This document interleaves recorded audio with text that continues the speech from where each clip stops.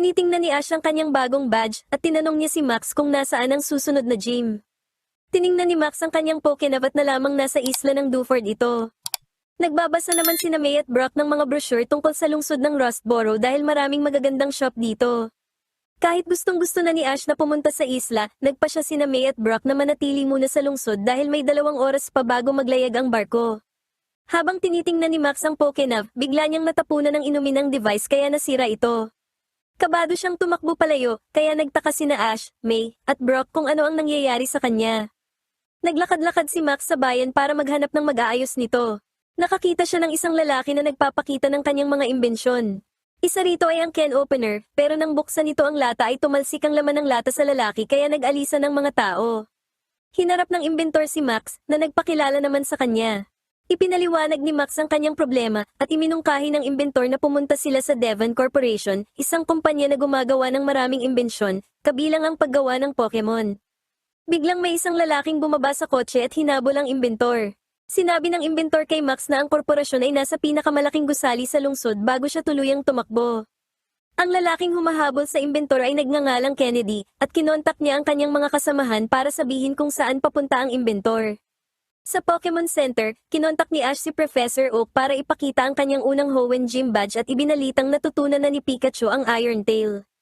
Natuwa si Professor Oak at binati ang dalawa bago nag-log out. Bumalik na sina Brock at May mula sa pamimili, bagaman medyo masama ang pakiramdam ni May dahil sa sobrang pagsha-shopping.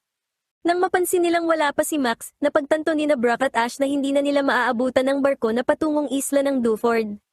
Biglang nabuhayan si May dahil kailangan pa daw niyang bumili ng mga swimsuit na ipaparada niya sa isla. Nakarating na si Max sa headquarters ng Devon Corporation.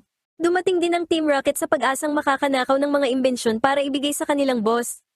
Kinausap ni Max ang receptionist tungkol sa pagpapagawa ng Pokénav, pero sinabi nitong hindi sila nag-aayos ng gamit doon. Paalis na sana si Max nang kausapin ni Officer Jenny ang inventor at ang kanyang assistant, at sinabing may nakuha silang impormasyon tungkol sa isang taong gustong pumasok ng ilegal sa korporasyon. Palihim na lumapit ang inventor kay Max at dinala ito sa loob ng headquarters. Siniyasat ng inventor ang Pokénav at nakitang nabasa ito ng inumin. Pumasok ang inventor sa isang silid at inamin na hinahabol pa rin siya ni Kennedy, bago ibinigay sa mga scientist ang Pokénav para ayusin. Tinanggap ng mga scientist ang trabaho mula sa presidente, kaya laking gulat ni Max na ang inventor pala ay ang presidente ng kumpanya. Sinabi ng mga scientist na madalas bigyan ng presidente ng sakit ng ulo ang assistant niyang si Kennedy dahil sa kanyang mga ginagawa. Inamin ng presidente na lumalabas siya ng opisina para humanap ng inspirasyon habang nililibot niya si Max sa loob ng gusali. Sinabi niya na ang mga bata ang kanyang inspirasyon at iniisip niyang baka palakad-lakad pa rin si Max sa kalsada kung hindi niya ito nahanap. Inamin ni Max na gusto niyang patunayan na hindi na siya bata, kaya hindi niya maharap si May nang masira niya ang Pokénav. Sinabi ng presidente na pareho sila ng nararamdaman. Ipinakita ng presidente kay Max ang mga makinang dine-develop ng kanilang kumpanya, isang Pokemon Dream Projector, Pokemon Speaker, at isang Pokemon Translator, pero wala pa sa mga ito ang tapos na. Tumigil siya sandali at ipinakita kay Max ang makina na lumilikha ng Pokemon. Ipinaliwanag niyang sinusuri ng makina ang isang fossil at muling binubuhay ang Pokemon na matagal nang pumanaw mula rito. Habang naglalakad sila, sinabi ni Max na ang pangarap niya ay maging isang gym leader paglaki niya. Nagtanong si Max kung pwedeng papasukin din ang kanyang mga kaibigan at pumayag naman ang presidente. Gayunpaman, dumating si Kennedy para paalalahanan ng presidente sa kanyang mga appointment. Ipinakilala ng presidente si Kennedy kay Max na sinabing akala niya kanina ay isang masamang tao si Kennedy na gustong kidnapin ang presidente. Inutusan ng presidente si Kennedy na hanapin sina Ash, May, at Brock para dalhin sa headquarters. Sa labas, nag-iisip ang Team Rocket kung paano makakalusot sa seguridad at naisip nilang magpanggap bilang mga scientist. Isang tao ang kumuha ng mga test tube mula sa Pokemon producing machine. Habang nagpapaliwanag si Ginoong Stone kay Max, nakita niya ang taong iyon na lumabas ng silid. Sinundan nila ito dahil alam ng presidente na hindi niya ito empleyado.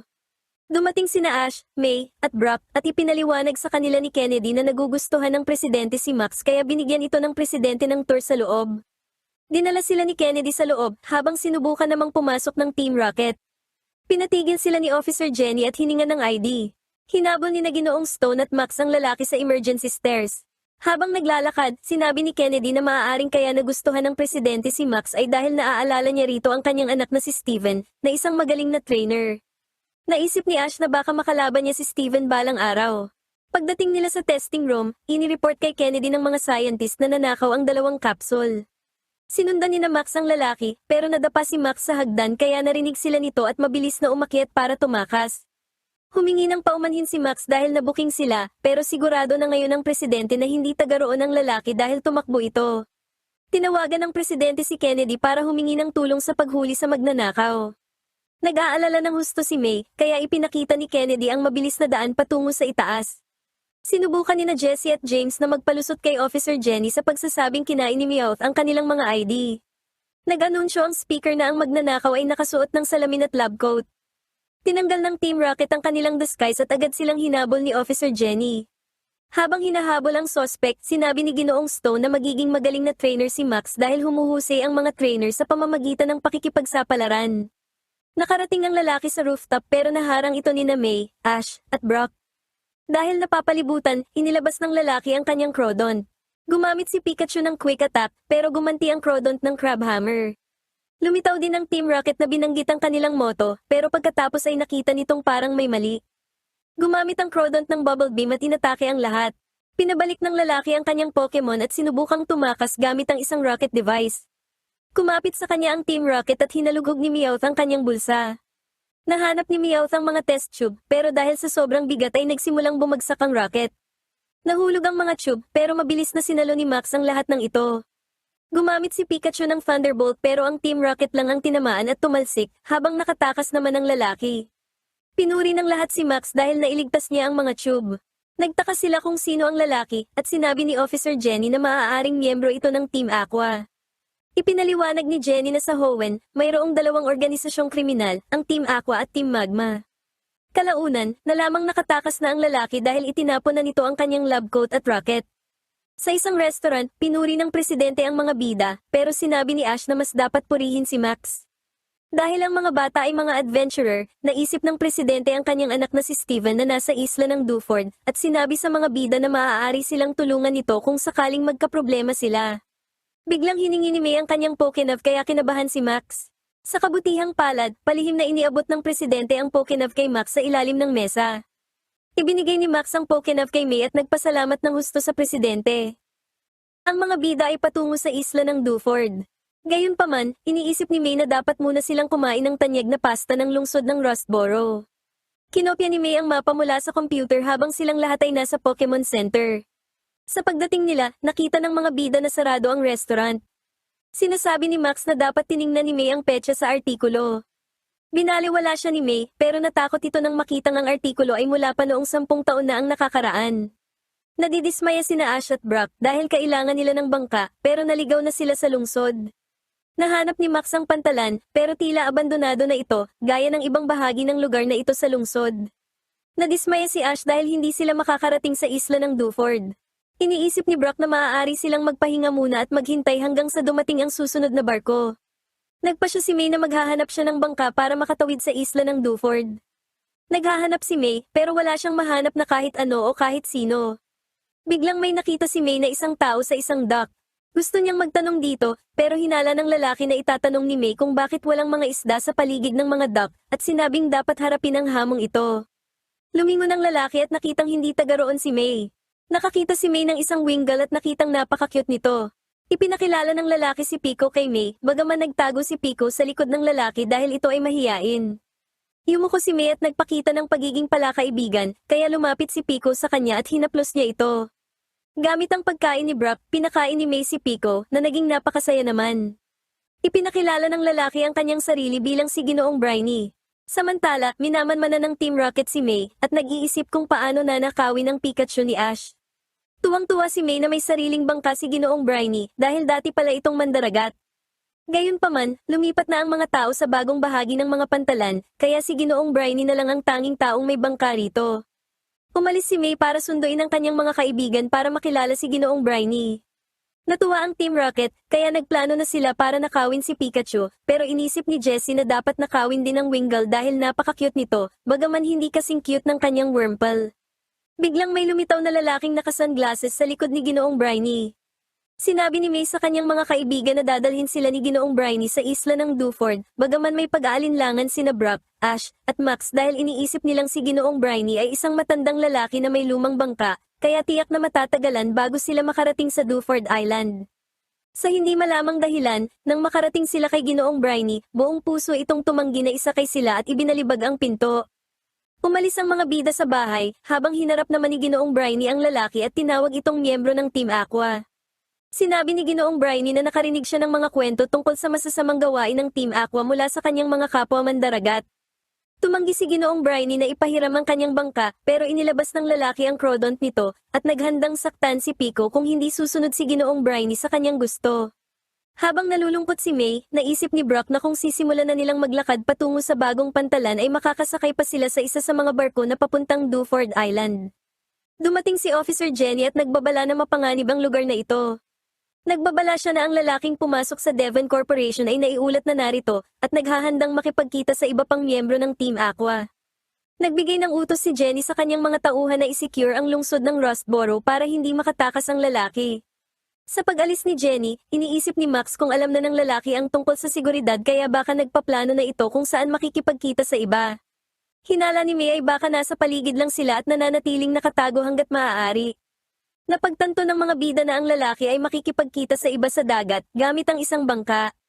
Napagtanto ni na Brock at Max na ang tanging tao lang na may bangka rito ay si Ginoong Bryony, habang napagtanto naman ni May na pinoprotektahan lang sila ni Ginoong Bryony nang sabihin nitong hindi sila nito kilala.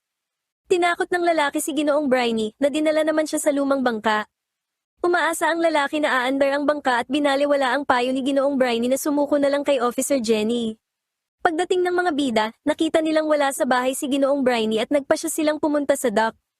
Gayunpaman, pinalabas ng lalaki ang crodont para harangin ang mga bida, habang sumigaw naman si Ginoong Bryony na nandito ang Team Aqua.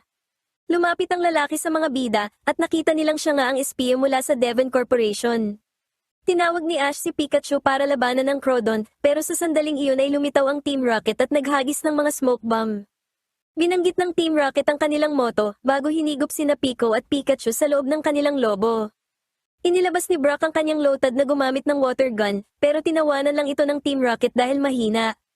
Galit na inulit ng lotad ang atake at nagawang tamaan ang balon. Nasira ang remote kaya nahulog sina Pikachu at Pico mula sa balon. Muling kinuha ng crodont si Pico at gumamit ng bubble beam na nagpatalsik sa Team Rocket palayo. Tumakas ang lalaki gamit ang bangka, kaya napilitan si Bryony na gamitin ang kanyang sikretong bangka, ang SS Wingal. Habang nakasakay sa bangka, naalala ni Ginoong Bryony noong matapos na ang kanyang mga araw bilang mandaragat ay may isang Wingal na lumipad patungo sa kanya. Naramdaman ni Ginoong Bryony na muling bumalik ang kanyang kabataan at bilang pag-alala sa kanilang pagkakaibigan ni Pico, ginawa ni Ginoong Bryony ang bangkang ito. Nakalapit sila sa lalaki at sa bangka nito, bagaman nakakita si Ginoong Bryony ng isang malaking bato at hinalang doon makikipagkita ang lalaki sa iba pang miyembro ng Team Aqua. Umakyat sina Pikachu at Ash sa itaas ng bangka, pero gumamit ang crodont ng water pulse na muntik nang tumama sa bangka. Gumamit ang crodont ng bubble beam na muntik na ring tumama sa bangka at nagbasa kina Ash at Pikachu. Gumamit si Pikachu ng thunder para pasabugin ang bato, pero may bahagi nito na natira. Iniliko ni Ginoong Bryony ang barko na naging sanhi para tumalsik ang bangka ng lalaki sa kabilang panig ng bato. Lumangoy si Ginoong Bryony para kunin si Pico, pero may lumitaw na submarine na may marka ng Team Aqua. Pumasok ang lalaki sa submarine at nakatakas. Pagbalik sa bahay ni Bryony, inalok ni May ng pagkain ni Brock si Pico at kinain naman ito. Gayunpaman, nagugutom na rin sina Max at May, kaya matapos marinig na gustong kumain ni May ng sikat na Rustboro City pasta sa restaurant na nagsarado na, nagpa siya ang Ginoo na tawagan ang kanyang kaibigan na may-ari ng restaurant na iyon para gumawa ng pasta para sa kanila. Kinabukasan, silang lahat ay naglayag na patungo sa isla ng Duford.